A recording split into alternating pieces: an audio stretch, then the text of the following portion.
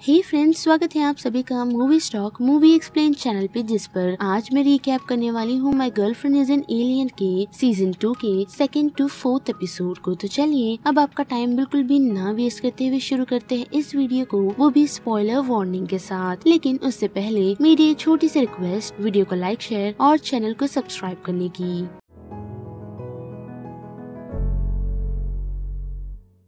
Episode की शुरुआत हमें फर्स्ट के एंड से ही दिखाई जाती है, जहां हमने देखा था कि फांगली को साओची ने कार से टकराने से बचाया था, लेकिन वो उससे ज्यादा टाइम होल्ड नहीं कर पाती, जिस कारण वो दोनों गिर जाते हैं और हार्मोन्स के कारण साओची फांगले के करीब जाने की कोशिश करती है। लेकिन फांगले उसे पुलिस की धमकी देने के लिए अपना फोन निकालता है, लेकिन साओची अपनी पावर का इस्तेमाल कर उसके फोन को उसके हाथ से ही गिरा देती है और उस सिचुएशन से भाग निकलती है, जिसके साथ हम फांगले को भी देख सकते हैं जो अपने फोन से काफी डरा हुआ है, मानो जैसे उसके फोन में जान आ गई हो। अब वही हम साओची को देख सकते हैं जो दौड़ते हुए शाओबू को सिचुएशन से ले निकलती है, लेकिन शाओबू से रोक यही कहती है कि अगर वो ज्यादा दौड़ी तो हीट बढ़ने और उसकी हार्ट बीट स्पीड होने के कारण वो फिर से टर्टल में बदल जाएगी। जब बात सुन शाओची को ये याद आता है कि थोड़े टाइम पहले फांगले की भी यही हालत थी, मे बी जिस कारण से ही उसने कुछ हार्मोन्स को रिलीज किया होगा। तो अब शाओची और शाओबू दोनों इसी कोशिश में लगे हुए हैं कि वो लोग किसी न किसी तरीके से फांगले की बॉडी का हीट टेम्परेचर और उसकी हार्ट बीट को बढ़ाए, जिससे शाओची हार्मोन्स कलेक्ट कर सके, जिसके लिए वो पहले फांगले के ऑफिस जाने का डिसाइड करते हैं, लेकिन हाई सिक्योरिटी होने के कारण वो लोग ऑफिस में इंटर नहीं कर पाते और उस कारण से शाओबू को ये आइडिया आता है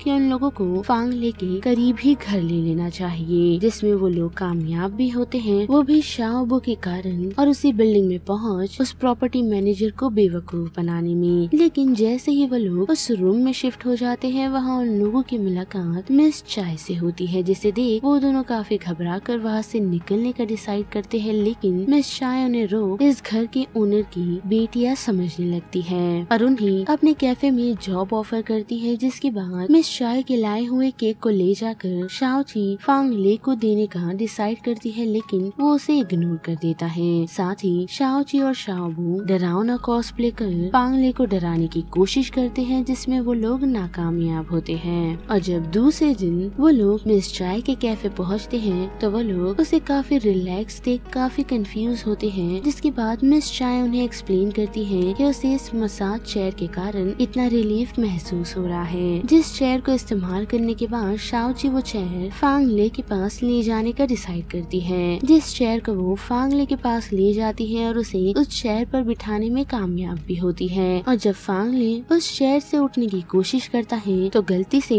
शाओची उस पर गिर जाती है, जिसे मिस्टर हान नोटिस कर लेते हैं, यानी कि फांगले का सेक्रेटरी, जिसे देख फांगले शाओची को इस ऑफिस से बाहर निकालने का ऑर्डर दे देते हैं। और वापस कैफे जाने पर मिस चाय को इस बारे में पता चलता है, जिस कारण मिस चाय उसे एक लड़के से किस तरह फ्लर्ट किया जाता है उस बारे में बताती है। और फिर रात के वक्त शाओबू फिर से फांगले की कुछ डिटेल्स निकालती है, जिससे उन्हें ये पता चलता है कि उसने कल 2 लोगों के लिए स्पा बुक किया है, जिस कारण उन्हें ऐसा लगने लगता है कि वो वहाँ पर अपनी गर्लफ्रेंड के साथ जा रहा है। लेकिन वहाँ जाने पर उन्हें फांगली यानी कि फांगले का छोटा भाई मिलता है, जिसे देख शाओबू और साओची को ऐसा लगता है कि उन दोनों का अफेयर चालू है, जिस कारण शाओबू फांगली को अपने साथ टाइम स्पेंड करवा कर उसे डेट के लिए पूछती है। और वही बात करें साओची की, तो उसे फांगली ने पूरा दिन इग्नोर किया है, लेकिन जैसे ही वो गार्डनिंग एरिया में पहुंचता है तो वहाँ भी साओची उसका पीछा करते हुए पहुंचती है और उस पर अपना लव सुपर पावर इस्तेमाल करने का सोचती है, लेकिन उसमें भी वो नाकामयाब होती है और उस सुपर पावर के कारण उसके आसपास जितने भी फ्लावर्स और प्लांट्स होते हैं वो खिल उठते हैं, जिसे देख फांगले काफी खुश तो है, लेकिन वो साओची को यही कहता है कि क्या तुम मुझे हरेस करना बंद करोगी, क्योंकि उसके पास इन सारी चीजों के लिए समय नहीं। और इतना कहकर वो वहाँ से चले जाता है, जबकि साओची अभी भी इसी सोच में डूबी है कि उसकी सुपर पावर फांगले पर काम क्यों नहीं किए। साथ ही उसे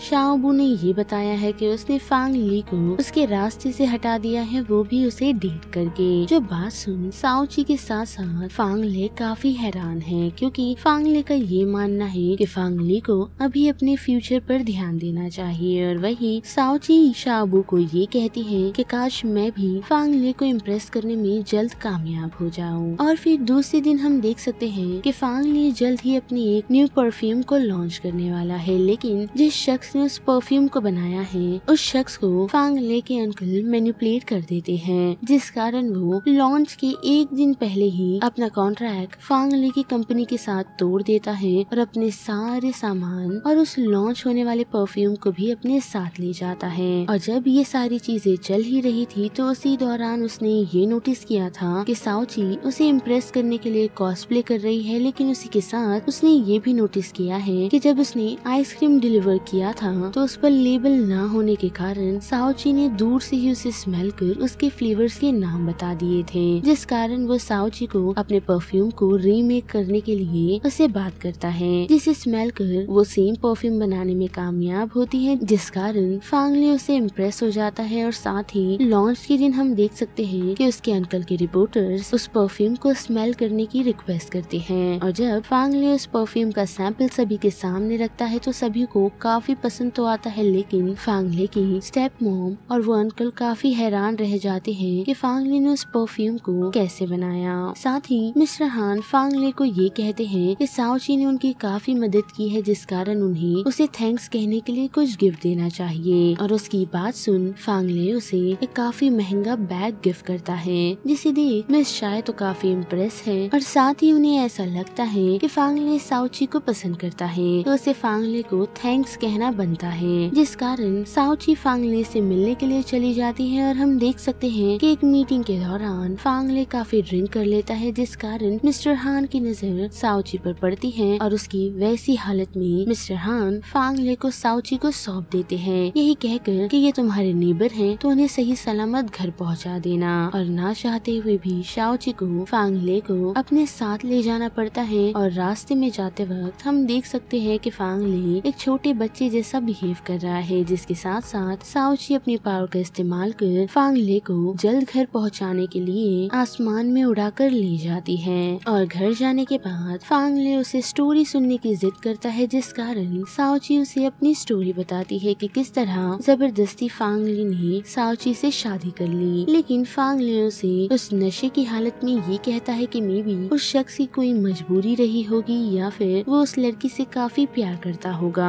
जो बात सोचने वाली है, जिस पर साओची का थोड़ा ध्यान तो जाता है, लेकिन वो घर जाने का डिसाइड करती है और उसे फांगले अपने साथ ही रोक लेता है। और जैसे ही दूसरी सुबह उसकी आँख खुलती है तो उसे थोड़ी बहुत चीजें याद आती है, जिस कारण वो साओची को उठाकर उसे अपने हाथों से ब्रेकफास्ट बनाकर देता है। साथ ही उसे ये भी कहता है कि उसने उसकी सारी गलतियों के लिए साओची को माफ कर दिया, क्योंकि वो एक काफी अच्छा इंसान है। जो बात साओची को काफी अजीब लगती है, लेकिन हमें पता ही है कि फांगले पहले से ही खुद को लेकर काफी ऑब्सेस रहा है। साथ ही उसे ऐसा भी लग रहा है कि साओची उसे पसंद करने लगी है, जिसे एक्सप्लेन करते हुए साओची उसे यही कहती है कि नहीं, वो उसे नहीं बल्कि उसमें से जो स्मेल आती है उसे वो पसंद है। और जब वो घर लौटती है तो मिस चाय और शाबू उसका वेलकम करने के लिए खड़े हैं, यही सोचते हुए कि कल रात काफी प्रोडक्टिव गई होगी, लेकिन वो उन दोनों को साफ साफ बता देती है कि उनके बीच ऐसा कुछ नहीं हुआ जो वो लोग सोच रहे हैं। और मिस चाय के अपसेट होकर वहाँ से जाने के बाद साओची अपने रिंग में कलेक्ट हुए हार्मोन्स को चेक करती है, जिसका रेशियो जरा भी नहीं बढ़ा, जिस कारण अब वो काफी अपसेट है, यही सोचकर कि ऐसा कैसे हो गया। और वही बात करें मिस्टर हान की तो वो ये सोच काफी खुश है कि उसने साओची को फांगले के साथ भेज दिया था, लेकिन फांगले के पहुँचते ही ऐसा कुछ नहीं होता, बल्कि वो उसे डांट लगाता है, जिसके बाद वो एक मीटिंग रखता है जिसमें वो लोग एक न्यू परफ्यूम को लॉन्च करने की बात कर रहे होते हैं, लेकिन उस परफ्यूम का स्टेज अभी काफी अर्ली है, जिस कारण वो अपने खास एम्प्लॉय को उन सारी चीजों की डिटेल्स को कॉन्फिडेंशियल रखने के लिए कहता है। जो बात मिस्टर हैन भी अपने कुछ लोगों को बता रहे होते हैं, लेकिन उसी दौरान फांगले के अंकल पहुंच बातों ही बातों में मिस्टर हैन से उस कॉन्फिडेंशियल बातों की डिटेल्स निकाल लेते हैं। और डिटेल्स आते ही वो इस बारे में फांगले की स्टेप मॉम को बताते हैं, जिसके बाद वो लोग फांगले को डिस्ट्रॉय करने के लिए एक और प्लान बनाना शुरू करते हैं, जहां हम नोटिस कर सकते हैं कि फांगले की मॉम मिस चाय के रेस्टोरेंट में बैठी है, जिस पर शाओबू और शाओची का ध्यान ही नहीं, क्योंकि शाओची शाओबू को फांगली से बात करने के लिए इंसिस्ट कर रही है। और उसी बातों के दौरान उसे ये पता चलता है कि फांगले की कंपनी से उसे कुछ ऑर्डर्स आए हैं, जिसके बाद हम फांगले को देख सकते हैं जो अपनी मीटिंग में रिसर्च टीम के कुछ प्रोडक्ट्स बनाने के लिए फंड की बात कर रहा है, ताकि वो अपने आने वाले प्रोजेक्ट पर अच्छे से काम कर सके। लेकिन उस कंपनी के शेयर होल्डर्स को फांगले के अंकल मैनिपुलेट कर देते हैं, जिस कारण वो सभी उस फंड के लिए फांगले को मना कर देते हैं, जिस बात से वो काफी नाराज है। और अपने कैबिन में जाकर वो ये नोटिस कर सकता है कि साओची की बातचीत उसके अंकल से हो रही है, जिस कारण वो मिस्टर हान को साओची को जल्द से उसके कैबिन में भेजने के लिए कहता है, जो फांगले के अंकल को बेवकूफ बना रही है, क्योंकि उन्हें ये जानना है कि फांगले और उसका रिलेशन क्या है। लेकिन वो उन्हें नहीं बताते हुए सीधा फांगले से मिलने के लिए पहुंचती है और उसे फांगले यही कहता है कि तुम मुझे डिस्ट्रॉय करना चाहती हो। जो बात साओची को समझ तो नहीं आती, लेकिन उसे इतना समझ आता है कि फांगले को कुछ मिशन के बारे में पता चला है, जिस कारण उसे ऐसा लगता है कि उसे उसके मिशन के बारे में पता चल गया है। तो वो उसे ऑनेस्टली यही कहती है कि हाँ, उसका कोई मिशन है, जिस बात से नाराज फांगले साओची को उसकी कंपनी से निकाल देता है और उसे ऑफिस में आने से ब्लैकलिस्टेड कर देता है, जिस कारण साओची काफी गुस्से में है। और हम देख सकते हैं कि मिस चाय उसे ये बताती है कि किसी को इम्प्रेस करने के लिए तुम उसके लिए खाना भी बना सकती हो, जिस कारण वो फांगले के लिए जब खाना बना ही रही होती है तो खाना बनाते वक्त उस सिचुएशन में ऑलमोस्ट आग लग जाती है, जिसे रोकते हुए फांगले पहुंचता है और साओची को उसके फ्लैट से खुद के फ्लैट में ले जाता है। जहां पहुंच वो साओची से यही पूछता है कि उसने कितने पैसे लिए हैं, जो बात घुमाते हुए उसे यही कहती है कि भले तुम्हें कुछ भी याद ना हो, लेकिन ये सारा मांजरा तुम्ही ने शुरू किया था। और गलती से अपनी रिंग भूल जब वो वहाँ से निकल ही रही होती है तो उस रिंग को लौटाने के लिए फांगले जैसे ही उस रिंग को छूता है तो उसे साओची और उसके फ्यूचर के विजन आते हैं। साथ ही वो थोड़ा वीक भी होने लगता है। जहाँ पहुँच साओची उससे रिंग लेती है और उसे संभालते हुए सोफे पर बिठाती है, लेकिन उन्हें डिस्टर्ब करते हुए शाओबू पहुँचती है, क्योंकि घर में आग लग चुकी थी और उसे साओची की फिक्र थी। लेकिन उन दोनों को देख वो जाने का डिसाइड करती है, जिसके पीछे पीछे साओची भी निकल जाती है। और उनके वहाँ से निकलते ही फांगले और मिस्टर हान को ये पता चलता है कि जल्द ही बारिश होने वाली है। और अगर आप सभी को याद है कि बारिश होते ही फांगले की मेमोरीज इरेज हो जाती हैं, तो आने वाले एपिसोड में देखना एक्साइटिंग अब ये है कि मेमोरीज इरेज होने के बावजूद भी उसे साओची याद रहती है या नहीं। तो बस अब इस वीडियो में इतना ही। जिस बारे में अब आप सभी की क्या राय बनती है उसे लेकर आप मुझे कमेंट सेक्शन में बता सकते हो। साथ ही वीडियो आपको पसंद आया तो वीडियो को लाइक, शेयर और चैनल को सब्सक्राइब करना मत भूलिएगा। बाकी मैं मिलूंगी आपको फिर किसी मूवीज या सीरीज की रीकैप के साथ। तब तक के लिए आप movie stock movie explain channel के बाकी वीडियोस को एंजॉय कीजिए। Till then bye.